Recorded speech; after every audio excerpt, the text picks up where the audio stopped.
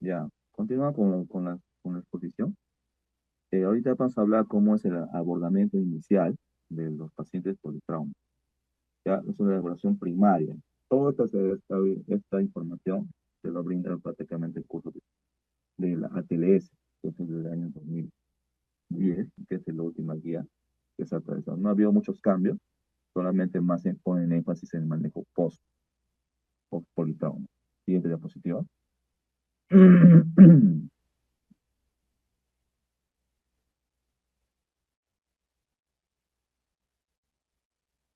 Como podrán ver, nosotros podemos iniciar cuando vamos a abordar a un paciente politraumatizado. Primero tenemos que tener conocimiento de que ver la escena, cómo ha sido la escena segura. Ustedes, lo primero que es, hay dos fases. Hay una fase prehospitalaria y una fase hospitalaria. La fase prehospitalaria es cuando nosotros, paramédicos, enfermeros, que trabajan en ambulancia, o médicos incluso, que trabajan en ambulancias, van a abordar al paciente al inicio, en el momento del incidente o accidente. En la fase prehospitalaria, los puntos muy importantes, que sería la coordinación, y otro punto importante es la movilización y la notificación. Un ratito, por favor.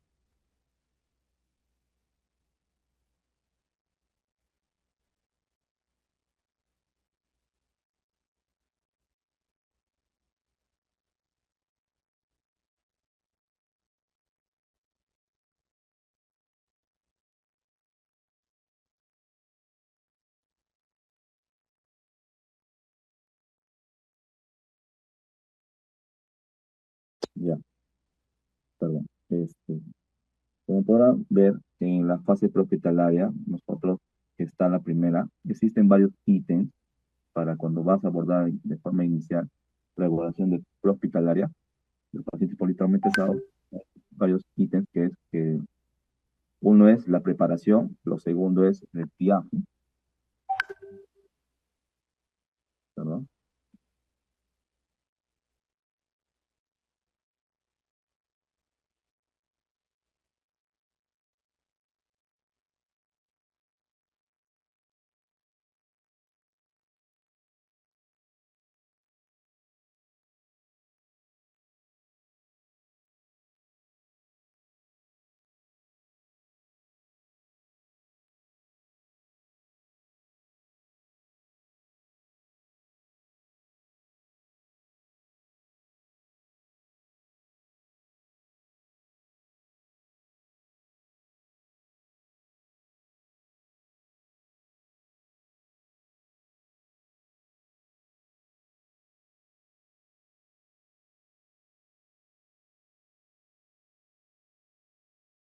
Disculpa, tengo problemas con el acceso.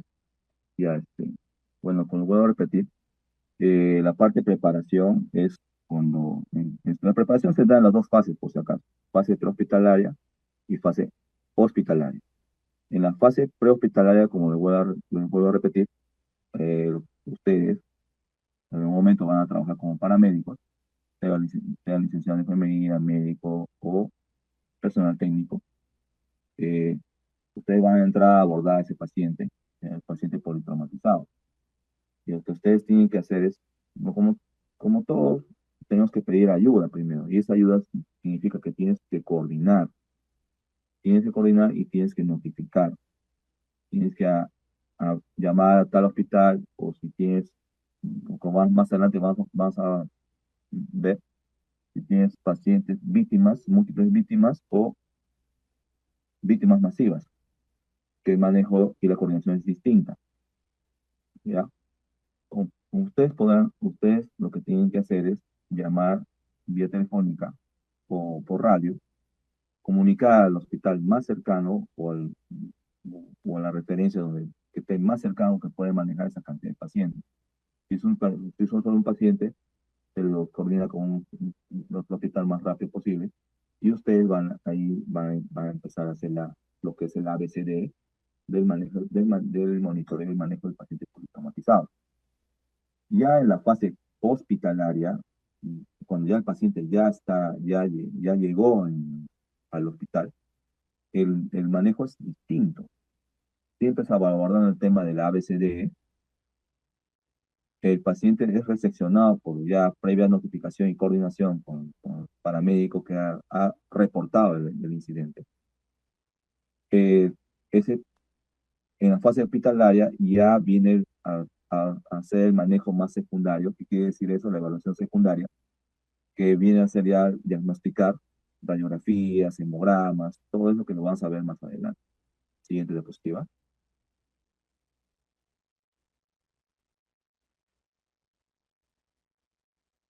Ya. El triaje, que es el otro punto acá, Pique, es un punto muy importante. ¿Por qué es importante? Porque ustedes, en algún momento, es fácil como generalmente cuando es un solo paciente o un solo politraumatizado, se lo traslada, se lo lleva al hospital, lo reciben, recepcionan, hacen todo su fase hospitalaria, su fase hospitalaria y ahí acabó. Pero sí, ¿qué pasa si el paciente tienes bastantes que te superan la cantidad de pacientes? Hay muchas víctimas. Ustedes tienen que valorar a qué paciente le vas a abordar primero o a qué paciente le vas a trasladar primero. Por eso hay dos términos que se llaman. Uno es múltiples víctimas y otro es múltiples masivas. Lo que es múltiples víctimas son muchas víctimas, pero que no colapsa tu, el lugar donde nosotros hemos coordinado para trasladar al paciente. No te colapsa el personal, no te colapsa la infraestructura. En pacientes con víctimas masivas, sí colapsa la infraestructura, sí colapsa el personal. Así que aparte de pedir ayuda, ustedes tienen que ver a qué hospitales o qué hospitales van a enviar a sus pacientes para que puedan ser manejados de forma adecuada. El problema es como ustedes, como ha sobrepasado la capacidad de poder salvaguardar o atender a sus pacientes, por eso se ha salido el punto, la cápita que se llama triaje.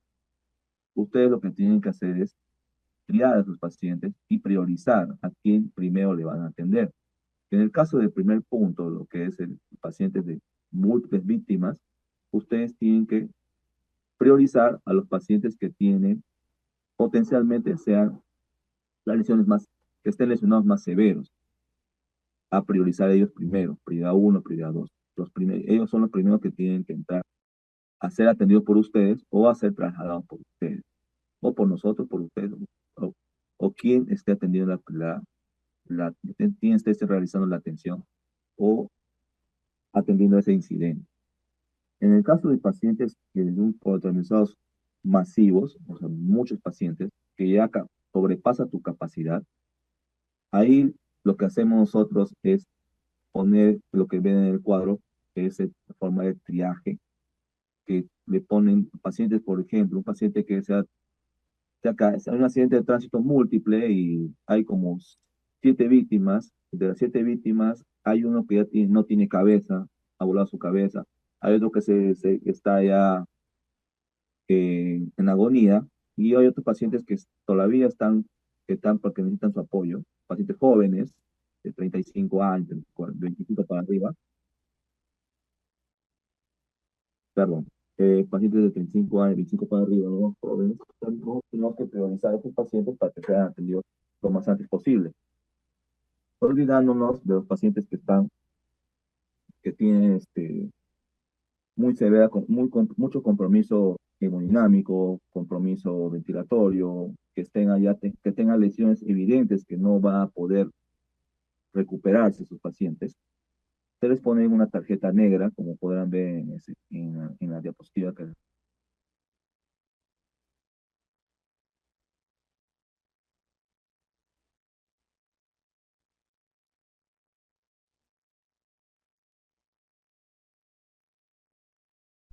Doctor, ¿me logra escuchar? No verificamos Ah, el tema ahora sí. primero de compresiones torácicas. Lo que nosotros velamos y nosotros cuidamos primero en los pacientes politraumatizados es la vía aérea. Vía aérea, estado de conciencia, ventilación, cómo está la ventilación, cómo está la parte circulatoria. Porque recuerden que el trauma son medios externos o internos que pueden salvaguardar la vida del paciente. Siguiente diapositiva, por favor.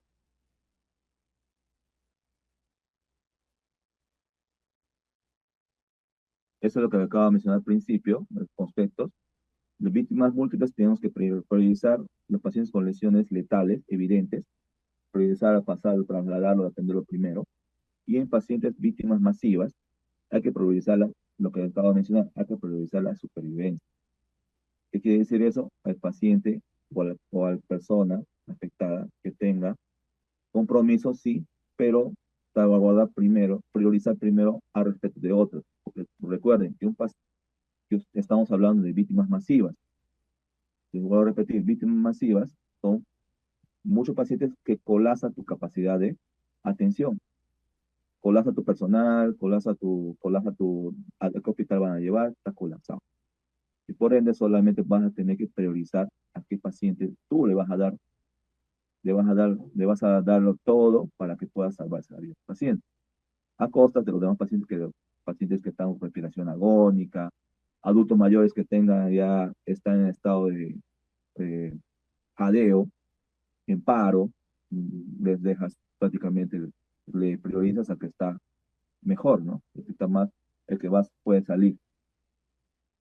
Siguiente diapositiva.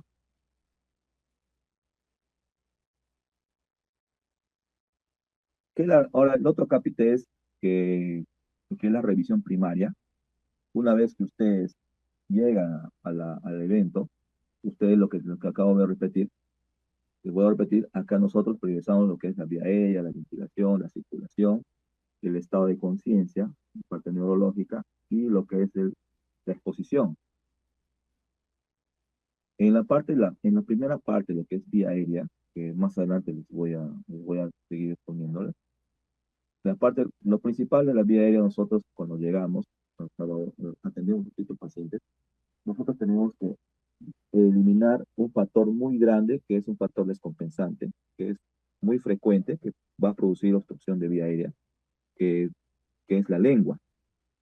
Pacientes traumatizados que tengan compromiso aparentemente de vía aérea, con simplemente ustedes hacer unas maniobras que les voy a detallar, van a liberar esa vía aérea y el paciente quizás puede ventilar por sí solo y se puede incluso despertar el paciente, si es en caso del paciente que está en coma o está en estado inconsciente.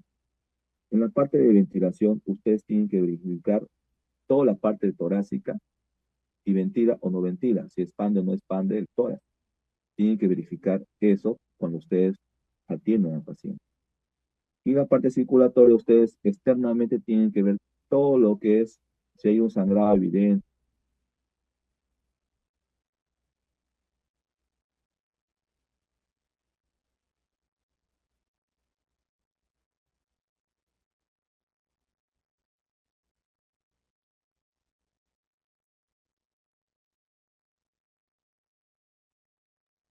de forma interna, está perdiendo sangre en alguna parte de los órganos vitales.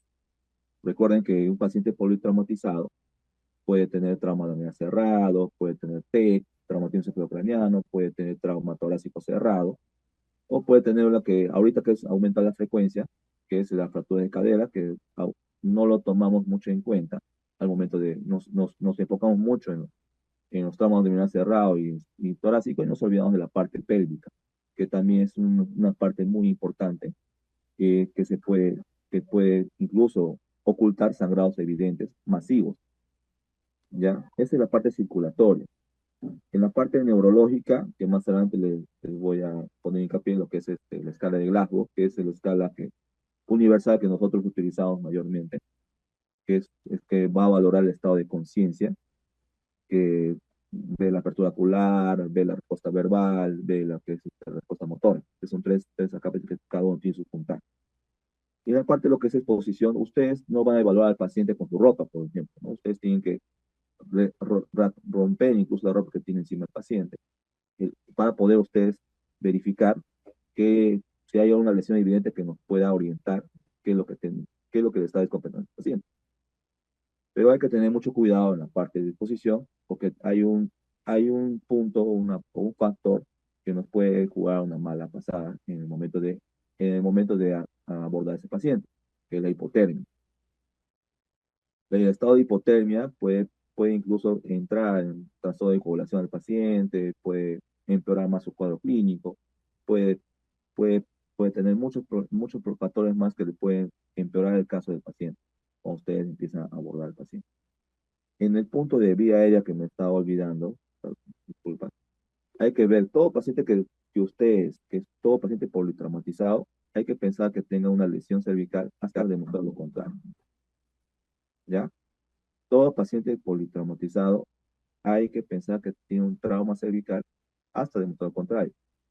¿Qué quiere decir eso? Que ustedes al abordar al paciente, ustedes tienen que poner un collarín cervical. Siguiente diapositiva, por favor. En la parte, el otro capítulo, el otro punto importante que es la reanimación. eh, Ahí viene con ustedes, lo que ustedes, netamente sus trabajos de todos en conjunto.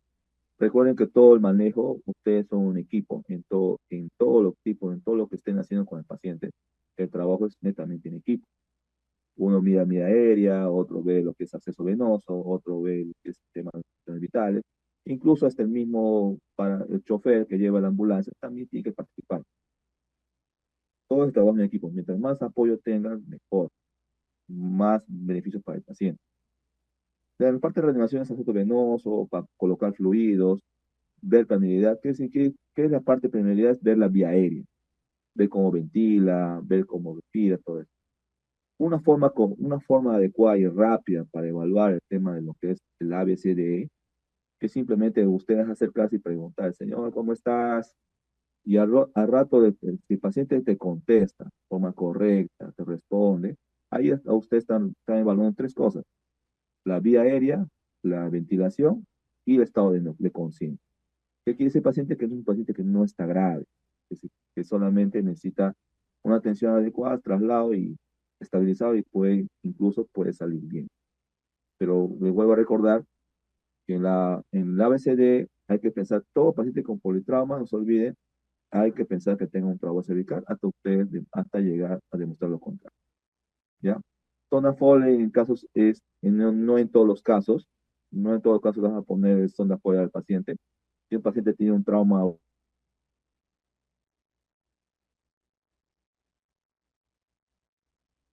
fiscal, ya en la parte hospitalaria le da el manejo más adecuado. Siguiente diapositiva.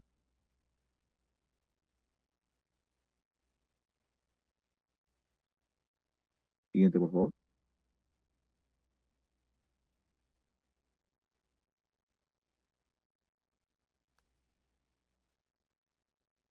Siguiente diapositiva, por favor. Ya. En la revisión secundaria, que también es un punto importante, este es la parte secundaria, más de todo lo va a ver la parte hospitalaria. La parte hospitalaria va a valorar todas las partes. En la parte secundaria ustedes van a solicitar rayos X, tomografía, si es posible. Ahí ya ustedes van a usar, netamente van a llegar al diagnóstico del paciente. Un ecofaz, una ecografía, una ultrasonografía de abdomen para ver si hay líquido libre, una ecografía torácica para ver si hay líquido libre en el pulmón, para, para ustedes ya dar una dirección a dónde vaya el paciente, si va a entrar a sala de operaciones de forma inmediata, o si se va a quedar con nosotros hasta que se estabilice un poco más y posibilidades que vaya a otros servicios para manejo adecuado, pero no de emergencia. También pueden solicitar ahí pueden realizar con más detalle el examen físico, porque recuerden que la parte primaria, el examen físico tiene que ser rápido, es acucioso, pero rápido, tiene que ser rápido. Evaluar las funciones vitales de forma rápida, evaluar el estado de conciencia de forma rápida, evaluar lo que es la ventilación en la vía aérea de forma inmediata. Eso es en la evaluación primaria. Y lo que es la revisión secundaria, ya ustedes van a dar de todo lo que han hecho en la parte primaria, lo van a hacer mucho mejor, más acucioso, incluso le van a tomar el electrocardiograma, le van a hacer una tomografía de tórax, una tomografía de una TEN de abdomen, una TEN de cerebro, para nosotros llegar al ver qué órgano está afectado en ese paciente o qué le está descompensando. De esa manera ustedes dirigir al paciente a dónde va a ir. todo este trabajo que se hace para el paciente, para un paciente politraumatizado, es un trabajo en equipo. No se olviden, no, nadie de nosotros es un todo, todos estamos en constantes capacitaciones, siempre debe haber, siempre en todo grupo debe haber un líder, generalmente lo lidera el médico asistencial que está de turno, incluso lo puede liderar el mismo enfermero, que si tiene conocimientos, porque hay veces que puede pasar que el médico tanto pacientes traumatizados, el médico se puede nublar, se puede olvidar, todo. Para eso está el equipo, para poder hacer un manejo adecuado de este paciente y evitar lo que, lo que más tememos nosotros de evitar es la discapacidad que tenga en el futuro ese paciente si es que el paciente llega a salir de ese estado de politrauma. Siguiente diapositiva, por favor.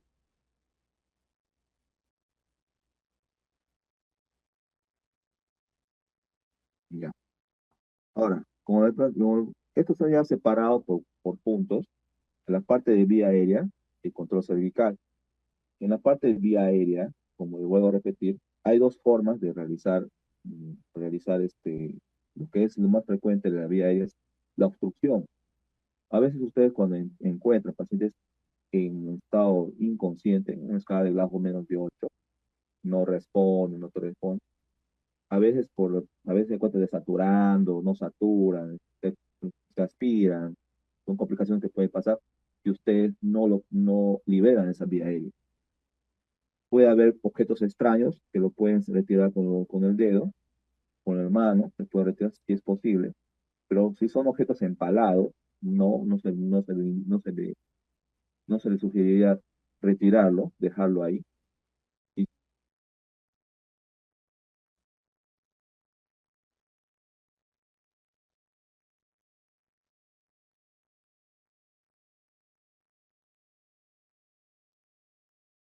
una maniobra que se hace en pacientes con sospecha de lesión cervical, como podrán ver en la foto del paciente. Está inmovilizado el cuello y ustedes no van a poder hacer la hiperextensión del frente y levantamiento de la mandíbula para hacer el frente mentón, que es una maniobra más que se hace cuando no sospechas de una trauma cervical o ha descartado un trauma cervical. La tracción mandibular consiste en agarrar en el ángulo de la mandíbula y hacer que se abra la apertura vocal y la lengua vaya hacia adelante para que libere la vía aérea. ¿Ya? En el control cervical, el uso del collarín. Acá en la foto podemos ver que está con uso de collarín y está con almohadillas a sus costados de la tabla rígida, que evita el paciente que haga giros por completo de todo el cuerpo. El collarín cervical es muy necesario, como voy a repetir, todo paciente politraumatizado, pensar que tenga un trauma cervical hasta demostrar lo contrario, hasta que usted le haga una rayos X o una tomografía de columna y descartar que tenga un trauma vertebral, un trauma cervical a nivel C3, C4, C5, C6, C7, que son que puede complicar al paciente si usted no le pone el collarín, y puede empeorar, puede producir shock neurogénico, que también puede pasar en este tipo de pacientes, o una lesión completa de la médula y el paciente se va al otro extremo que incluso puede fallecer. Siguiente diapositiva.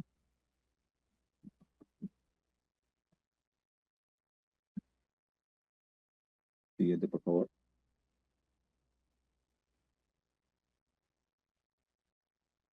Es lo que están mencionando. La elevación del mentón es cuando ustedes ya han descartado que tenga un trauma cervical o que no sospechen. Es el más sencillo. Te consiste en hiperextender el cuello y levantar la mandíbula. De esa manera la lengua se libera, se libera la vía aérea y el paciente puede respirar y ventilar por sí solo.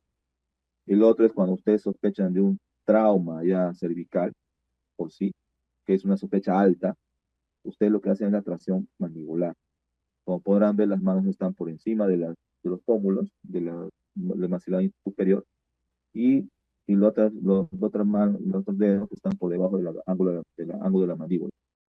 Presionan y hacen un estiramiento y se hace la apertura bucal y se libera la vía aérea. Siguiente diapositiva.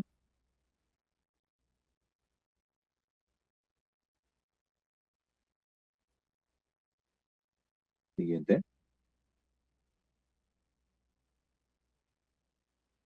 Ahora, en tema de la ventilación, ustedes, por solo hecho de observar que el paciente está ventilando, por ejemplo, llegan al incidente, ven al paciente inconsciente, ven que ventila el paciente, pero un lado del pulmón no se mueve, o un lado está abollado, está abombado. Los más frecuentes de este tipo de pacientes es los traumas torácicos, los tórax inestables y los neumotórax. Como podrán ver, los neumotórax es acumulación de aire a nivel del pulmón que va a complicar va a comprometer la vida del paciente si no se lo maneja de forma adecuada y de inmediato. Y solamente ustedes, solamente por ver cómo está ventilando ese paciente, pueden llegar a su diagnóstico. Y incluso lo pueden manejar, lo pueden tratar en la ambulancia o en el mismo lugar donde llega.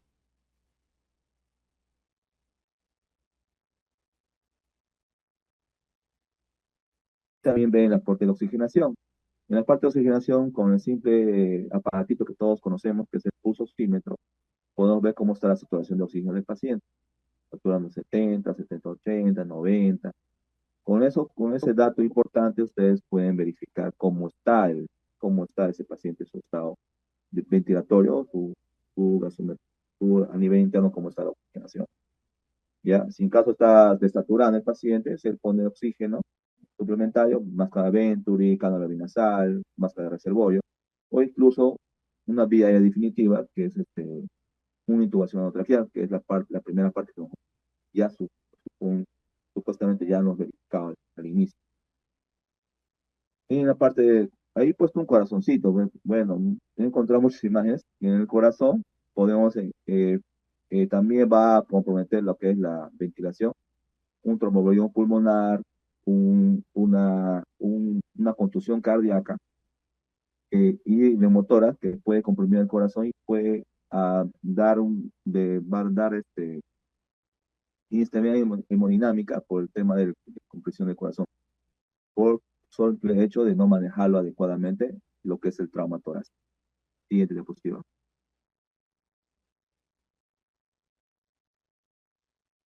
En la parte de circulación, pues, como les mencioné al principio, la parte circulatoria ustedes tienen que verificar dos cosas, dos cosas principales, la frecuencia cardíaca y el llenado capilar, ¿ya?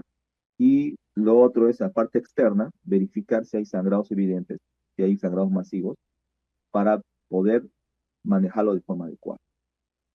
Eh, ¿Por qué la frecuencia cardíaca? Pacientes politraumatizados con una frecuencia cardíaca de 125, 130. Hay que pensar que tenga un órgano afectado de manera interna, que esté perdiendo sangre en algún lado. Si es que no encuentran un sangrado alto a nivel del miembro inferior, brazo, cuello, que no sea evidente, hay que pensar que tenga un órgano afectado por dentro. Esos pacientes pueden tener una presión sistólica y diastólica dentro de lo normal, pero la taquicardia es un signo muy importante y rápido para pacientes que se van a descompensar. Nos está avisando que el paciente se va a descompensar. Y otro punto es el llenado capilar. Llenado capilar más de 2 segundos quiere decir que el paciente está hipoperfundido. Igual, está perdiendo sangre en alguna parte de este tipo de paciente. Esos dos puntos son muy importantes. Son signos premonitorios de ese paciente que va a llegar a ser shock. Shock hipovolémico es una causa muy frecuente de fallecimiento de pacientes politraumatizados. En caso de los manejos de si es que tiene un sangrado externo, simplemente hacer compresiones en la lesión. Si empapa la gasa, poner más gasas, no sacarlos, hacer la famosa hemostasia. El torniquete no está indicado, pero sí se indica cuando hay sangrados masivos, como por ejemplo amputación traumática de las piernas, brazos, hay una amputación, un accidente, se rompió el brazo y ahí sí estaría indicado el torniquete. Torniquete generalmente solamente dura de 10 a 15 minutos, máximo para ir descomprimiendo y comprimiendo hasta que llega al hospital para que se haga la evaluación secundaria y el manejo adecuado. Esa es parte del tema de la circulación.